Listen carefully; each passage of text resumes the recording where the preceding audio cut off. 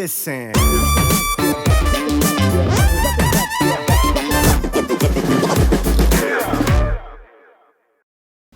오늘은 보라카이 가면 많이 하시는 액티비티 두 가지를 소개시켜 드리려 합니다. 호핑 투어와 선셋 크루즈입니다. 저희는 와그핑크 카라바오 호핑 투어에 예약을 해두고 갔습니다. 이렇게 사무실에 모여 간단한 서류를 작성하고 걸어갑니다.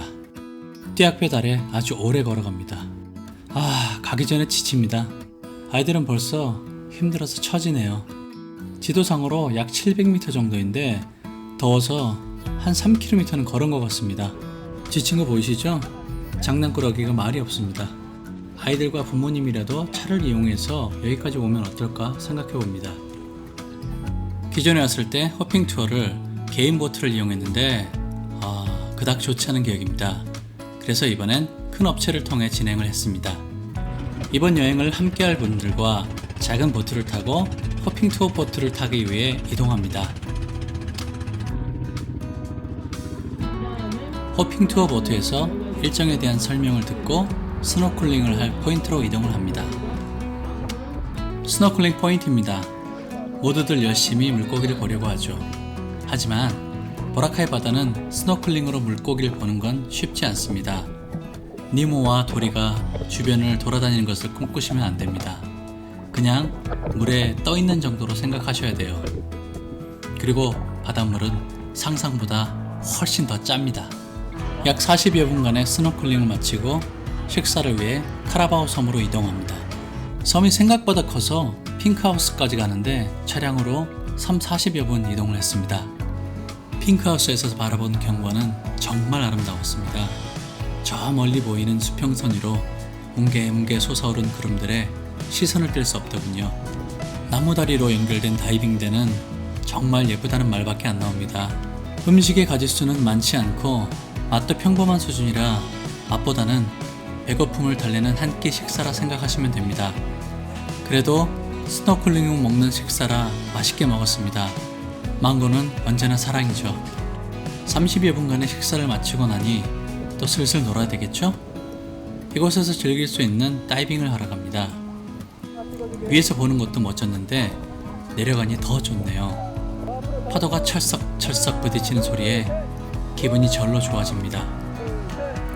낮은 높이가 아닌데도 아이들은 신나서 뛰어다녀요.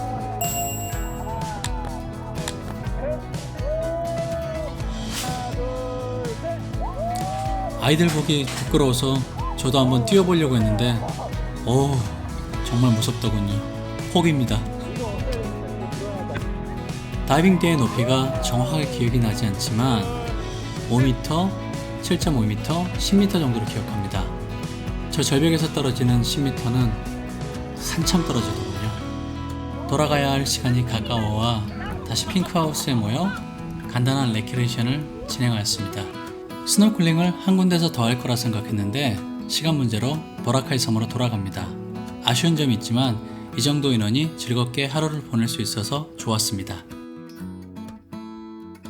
다음으로 말씀드릴 것은 선셋 크루즈입니다. 선셋 크루즈는 해질녘에 타는 게 가장 좋습니다. 하지만 해질녘엔 정말 많은 분들이 이용을 하기 때문에 바다에 온통 요트들이 떠다닙니다. 덕택에 빽빽한 바다를 구경할 수 있죠. 대목인 시간이라 값도 비쌉니다. 대신 낮에 타게 되면 한적한 바다를 요트를 타고 빠른 속도로 다닐 수 있어서 정말 신나더군요. 총 1시간 동안 정말 신나게 탈 수 있었습니다. 해변에 있는 호기꾼을 통해 진행한 거라 값이 좀 더 비쌀 수도 있었지만 호핑 투어보다도 이 1시간이 더욱 즐거웠습니다. 참고로 진행 방향 좌측에 앉을 경우 물을 좀 먹을 각오로 하셔야 합니다. 전 좌측에 앉았다가 엄청난 바닷물 세례에 정신을 차릴 수 없었습니다. 이렇게 보라카이에서 많이 하시는 액티비티인 호핑 투어와 선셋 크루즈에 대해 알아보았습니다. 참, 가격을 말씀 안 드렸네요. 호핑 투어는 총 96만 2천원에 13명이 즐겨서 인당 7만 4천원 정도 들었습니다. 선셋 크루즈는 요트 2대에 나누어 타서 총 10,000페소가 들었습니다. 인당 약 18,000원 정도입니다. 이 가격은 절대로 싼 가격이 아닙니다. 보라카이 재개장 전보다 1.5배에서 2배 이상의 가격이라 생각됩니다. 예전처럼 싸고 좋은 느낌은 이제 하나도 안 듭니다. 또 가서 하라고 하면 저는 호핑톤은 안 하고 선셋 크루즈는 탈 것 같습니다. 보라카이는 휴양지이고 바다가 멋진 곳이라 푹 쉬러 가고 싶다고 말씀드리고 싶습니다. 참, 그 외에도 우리가 아는 바나나 보트, 패러글라이딩 등등 해양 스포츠가 많이 진행되니 미리 알아보시는 것도 아주 좋을 것 같습니다. 선셋 크루즈는 처음부터 끝까지 좋아서 드릴 말씀은 없지만 호핑 투어는 좋은 점과 아쉬운 점이 많이 있었습니다. 좋은 점으론 절벽 다이빙과 보라카이가 아닌 다른 섬을 간다는 점을 들 수 있겠습니다. 좀 별로였던 거는 처음에 선착장까지 걸어가는 그때가 너무 더워서 지쳤던 것하고, 그리고 노는 시간보다 배를 타고 이동하는 시간이 많았다는 점입니다. 타임태그를 찍어 두었으니 대충 보시면 짐작하실 수 있을 거라 생각합니다.